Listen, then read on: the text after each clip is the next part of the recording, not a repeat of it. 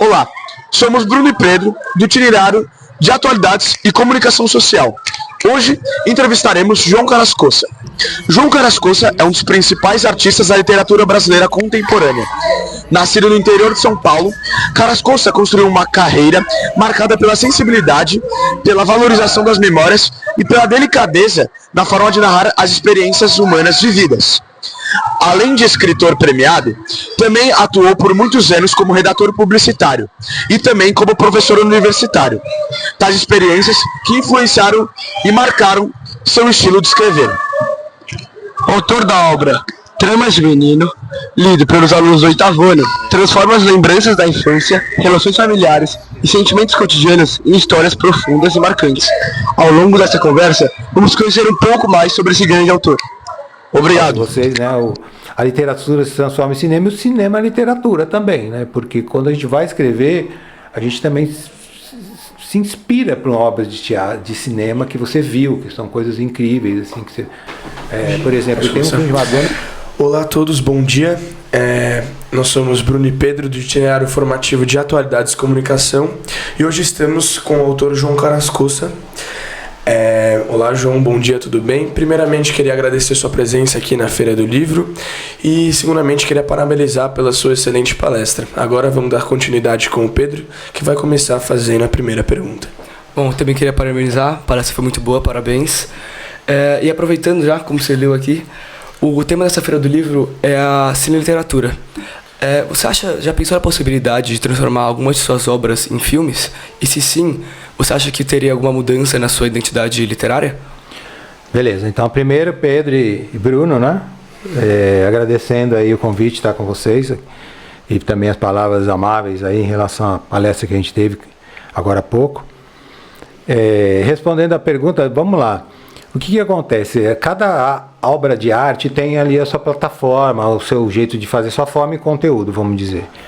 Você sabe que boa parte da produção cinematográfica em Hollywood é de obras publicadas, então são roteiros adaptados de obras literárias. E outra parte é um roteiro original, o cara senta e faz aquele roteiro especificamente para o cinema. Quando a gente escreve literatura, como é uma arte do silêncio, que você vai escrever uma história, você não tem um movimento, não tem um personagem lendo aquilo, representando, você não tem o cenário físico, ele só está escrito, sugerido, é um pouco diferente. Então você está fazendo outro tipo de arte, mas se a sua arte é uma arte que ela é lida, que ela é querida, que ela é, digamos, acolhida, ela é importante para o seu tempo, acaba tendo gente de interesse do cinema e mesmo às vezes de outras áreas, por exemplo do teatro, que vão encenar alguma história sua num palco, ou vão transformar aquela história em desenhos, uma exposição de pintura ou de fotografia, e também podem transformar num filme, que seja um curta-metragem, um longa-metragem, às vezes até em série. A gente tem no Brasil, né, caso, por exemplo, do Rafael Montes, a gente tem outras obras que saíram, por exemplo, Ainda Estou Aqui, é uma obra que saiu de um livro, né? Então é um roteiro adaptado.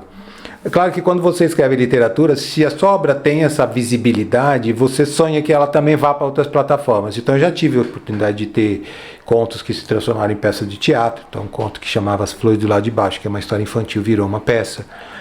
O livro Aquela Água Toda virou também, aquela infância toda, virou uma peça de teatro com vários contos sendo misturados.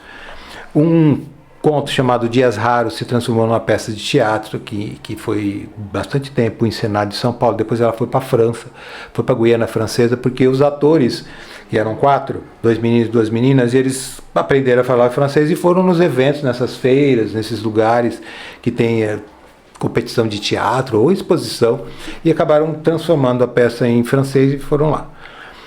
De cinema, só tem um filme que foi feito, que é um curta-metragem baseado num conto meu chamado Iluminados. Dá para vocês conseguirem, se pegarem na internet, dá para trazer.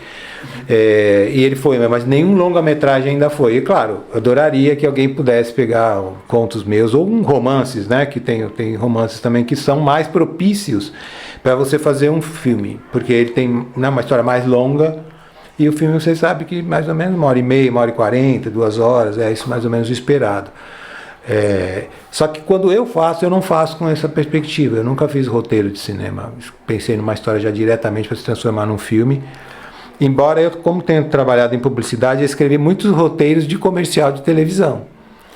Mas esse daí é um roteiro de filme de 30 segundos, 1 minuto, que também tem os atores, tem tudo, né, uma situação, tanto que chama de filme publicitário, né? Mas é diferente, eu fazia para um determinado produto, para um determinado anunciante, é outra perspectiva. Eu acho muito legal quando, no caso de vocês, né, a literatura se transforma em cinema e o cinema é literatura também, né? Porque quando a gente vai escrever, a gente também se inspira por obras de teatro, de cinema que você viu, que são coisas incríveis, assim, que você, por exemplo, tem um filme chamado Ano Passado em Mariembá, que eles repetem as coisas. Isso, quando eu assisti, eu tive vontade de escrever um texto tudo repetido. Então, uma arte, né, se mescla a outra. Não é cinema e literatura, é cine e literatura, como vocês colocaram, porque elas têm essa integração, né? Agora, vamos para a próxima pergunta. Eu queria saber como sua experiência de anos de publicidade influenciou não só na sua escrita, mas também na sua forma de reconhecer a importância da vida e também das relações humanas. Legal, Bruno. Veja só. Trabalhando em publicidade, eu trabalhei quase 30 anos de publicidade. Eu trabalhei, na verdade, 28 e pouco. Eu falei, vou fazer 30 para completar. Mas aí chegou. Eu trabalhei numa agência muito grande no final da carreira. Fiquei 8 anos nessa agência, uma agência internacional. E aí eu falei, eles estavam também querendo mudar. Eu falei, quer saber? Eu vou sair já. Mas a experiência está aqui. Ainda hoje, na universidade, eu estudo publicidade, eu oriento trabalhos relacionados. Eu estou sempre ligado, e às vezes eu faço algum trabalho de roteiro. Uma editora me pediu um filme de 3 minutos para falar sobre ela, então é um outro jeito de fazer. O que a publicidade me ensinou? Ela ensinou que você tem que ir direto nas coisas, que você tem que ser rápido, que você tem que ser curto, que você não precisa ser longo nas coisas, você precisa atingir o coração delas. E ajudou muito na minha literatura, porque é uma literatura sempre muito curta, né? Vai direto no ponto. E, por outro lado, a literatura me levou na publicidade a fazer, por exemplo, um comercial que conta histórias. Você tem que conhecer a ficção, você tem que criar personagens. Então, por exemplo, um garoto bombril não é um garoto de verdade. Alguém teve a ideia de criar esse personagem que ficou só na publicidade, mas ele é um personagem de ficção como uma Capitu, como os meninos, né, de areia lá na obra do Jorge Amado, né, Capitães, né, de areia e tal. Então, olhando a vida, você percebe, né, quando você vai colocar uma história na publicidade que ela vai para a televisão, muita gente vai ver, você fica pensando nos valores que você pode, né, entregar. Então isso me ensinou a ser um sujeito do meu tempo, a trazer temáticas que eu acho que eram importantes, que, é claro, iam ser aprovadas por anunciantes, não era só eu fazer, né, fazer os roteiros, coisa e tal. E a experiência veio nesse sentido, observar muito a vida, para até o cotidiano, né, que a gente estava falando na palestra, o cotidiano, você colocar ele em vida, porque se você vai assistir um comercial, tem que falar do dia a dia, das coisas que estão acontecendo no seu país, né, no seu mundo. Então teve muito essa troca, né, vamos dizer, essa transferência da minha percepção de vida na literatura também para a publicidade. Tá bom, João. Muito obrigado aqui pela atenção. Foi uma honra estar aqui com você. Muito obrigado pela sua presença. Agradecer novamente sua presença aqui na nossa Feira do Livro, também no nosso MesaCast. Muito obrigado.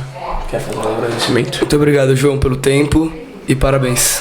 Eu que agradeço, Bruno, Pedro, pela oportunidade. Espero que seja um sucesso esses programas que vocês estão fazendo aqui. Outros escritores possam também dialogar com vocês. Valeu. Muito obrigado. Muito obrigado.